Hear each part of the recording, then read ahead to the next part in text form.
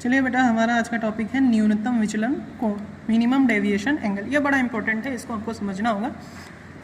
अगर हम प्रिज्म के लिए विभिन्न आपतन कोण पर उसके संगत विचलन कोण के बीच क्या खींचें, एक ग्राफ खींचें, तो वह इस प्रकार का प्राप्त होगा। इसका हम अध्ययन करते हैं तो हमें कुछ चीज़ें पता चलती हैं। सबसे पहले ग्राफ हम लोग देख लेते हैं। देखिए, ये आपकी एक्स एक्सिस है और ये है आपकी वाई एक्सिस। एक्स एक्सिस पे मैंने आपतन कोण लिया है। हमें अलग अलग आपतन कोण लेना है। पहले हमें देखना है कि I1 पर विचलन कोण क्या है, मान लेते हैं डेल्टा 1 होगा। फिर I2 पर क्या है, डेल्टा 2 होगा। सबके लिए विचलन कोण अलग होगा। I3 के लिए क्या है, डेल्टा 3 होगा, इसी तरह सो। अब देखते हैं, मैंने जब विचलन कोण I1 लिया था तो उसके लिए ये डॉटेड लाइन देखिए, ये तो I1 हो गई इस एक्सिस पर। इसके लिए विचलन कोण क्या है, इसके संगत जो लाइन गई है ये विचलन कोण कितना है, डेल्टा। अब देखिए, हम थोड़ा सा आगे बढ़ें, यहाँ बढ़ते हैं, यहाँ देखेंगे तो ये इसके संगत। अब देखिए, यहाँ पर जब आपतन कोण इधर बढ़ेगा और विचलन कोण इधर बढ़ेगा, इधर विचलन कोण घटेगा, इधर क्या होगा, बढ़ेगा। इसी तरह से आपतन कोण इधर केवल बढ़ेगा। अब देखिए, अगर इसके बगल वाली लाइन में देखें यहाँ, तो विचलन कोण कहाँ प्राप्त हुआ, यहाँ। इसका मतलब विचलन कोण पहले वाले से कम हुआ। फिर और आगे बढ़े और आगे बढ़े और कम हो गया, यहाँ पर सबसे कम हो गया।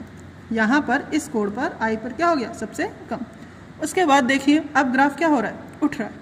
इसका मतलब इस लाइन पे अगर हम देखेंगे तो विचलन कोण अब धीरे धीरे धीरे धीरे बढ़ रहा है।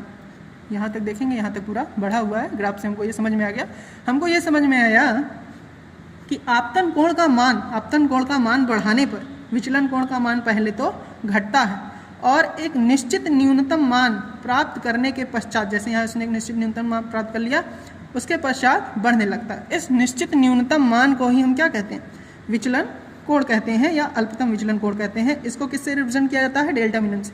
याद रखिएगा, विचलन कोण को डेल्टा और अल्पतम विचलन कोण को केवल डेल्टा में हम उसके सफिक्स में क्या लगा देते हैं, मिनिमम। उसको किससे रिप्रेजेंट करेंगे, डेल्टा मिनिमम से।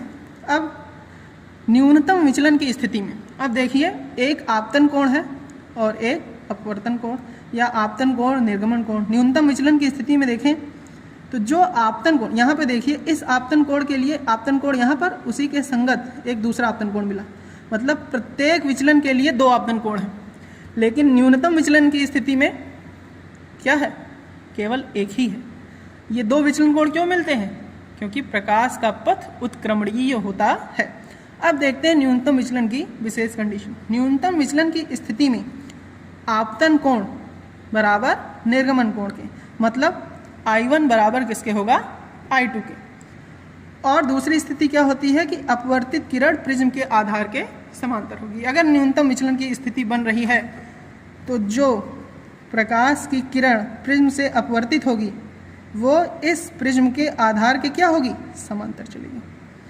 और तीसरा नियम इसका होता है कि R1 बराबर R2, अर्थात ये जो प्रिज्म के पहले पृष्ठ से अपवर्तन कोण होता है, प्रिज्म के पहले पृष्ठ से जो अपवर्तन कोण होता है R1, दूसरे पृष्ठ के आपतन कोण R2 के बराबर होगा। जो अपवर्तन कोण होगा वही उसके बराबर होगा, R1 बराबर R2। तो ये दो कंडीशन हमेशा याद रखिएगा कि न्यूनतम विचलन की स्थिति में I1 बराबर I2 और R1 बराबर R2। ये बड़ी इंपॉर्टेंट चीज़ें हैं, आगे आपको यूज आएंगी।